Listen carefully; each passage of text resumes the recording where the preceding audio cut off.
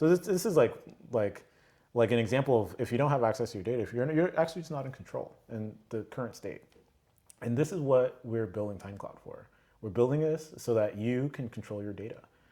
You could choose where your data lives and permission who has access to it. So there's this kind of gives us two kind of core pillars of TinyCloud: sovereignty and interoperability. So you covered some of the sovereignty piece, but really I think the other really important piece is there's kind of this powerful unlock when you're able to use your data interoperably.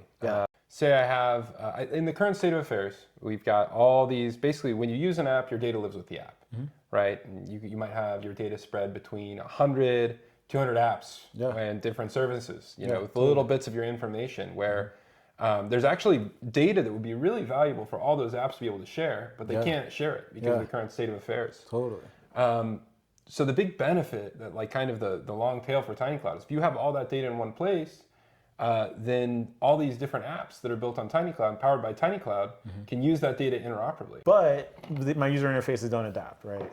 So the ability for AI to build stuff specifically for me, with all of your context, with all my context, all my data, this is like coming online. There are tools like Replit Agent, Bolt.new, Cursor, Lovable, GitHub Copilot, like all these, it's like a giant list, right? All these tools are coming online that are making like software, like the cost of software development is basically going to zero. Right. The software moat is going to disappear basically at some point. And so ultimately, what matters is data. And I think it really is going to matter where your data lives and having access to it. And that's really why we're building a TinyCloud, because you should be able to have an alternative to a centralized system, especially with something like a pendant, because the pendant, like this is like kind of like our shared hypothesis. Right.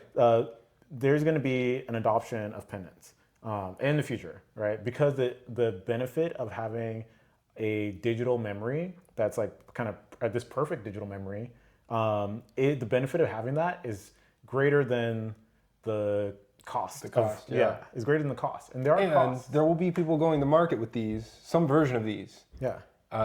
It's like they'll give them to you basically. They'll be like, here, you can have, like, do you want this like AI capability? And you're not paying with your money, you're paying with your data. People don't understand this paradigm right now.